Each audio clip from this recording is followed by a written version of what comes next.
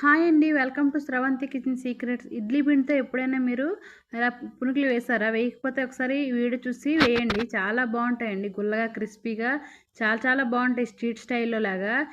ముందుగా అయితే ఒక 2 కప్పులు ఇడ్లీ పిండి తీసుకొని అందులో ఒక కప్పున్నర అయితే మైదా వేసేసుకోవాలి. అందులోనే ఒక 4 స్పూన్ల పెరుగు కూడా వేసుకొని టేస్ట్ తగ్గట్టు సాల్టు కొంచెంగా బేకింగ్ పౌడర్ వేసుకొని మంచిగా ట్యాప్ చేసుకోవాలండి. అలాగే అందులో కట్ చేసుకున్న చిన్న చిన్న కట్ చేసుకున్న అల్లము, వాము, జీలకర్ర, కరివేపాకు, పచ్చిమిర్చి చిన్న చిన్నగా కట్ చేసుకొని వేసుకోవాలండి. పంటికి తగిలితే చాలా బావుంటుంది. వాము వేస్తే మంచి ఫ్లేవర్ వచ్చి చాలా బావుంటుంది. ఇలా వేసుకొని మంచిగా కలుపుకోవాలి. కలుపుకొని ట్యాప్ చేస్తూ ఉండలు లేకుండా మంచిగా బీట్ చేయాలండి పిండిననేది.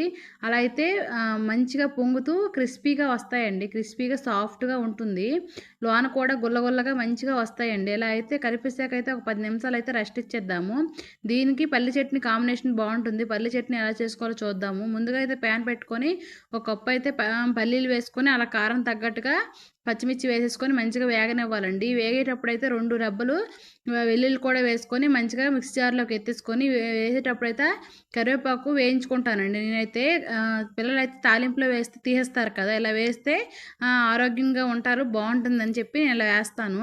అలాగే పోపు పెట్టుకొనైతే పోపు అయితే చట్నీలో వేసేసానండి. వేసేసైతే ముందుగా అయితే కలిపి పెట్టుకున్నాం కదా! దాన్ని కూడా మరొకసారి బాగా ట్యాప్ చేసుకొని ఆయిల్ పెట్టుకొని హీట్ ఎక్కగానే చిన్న చిన్న పునుగులైతే వేసేసుకొని మీడియం ఫ్లేమ్‌లో పెడితే ఈవెన్ కుక్ అవుతాయండి. ఇలా వేసుకున్నాక కొంచెంగా పల్లి చట్నీ వేసుకొని తింటే చాలా బావుంటుందండి. ఈ వీడియో నచ్చితే ప్లీజ్ లైక్ చేయండి, షేర్ చేయండి, సబ్స్క్రైబ్ చేయండి friends. Thank you for watching.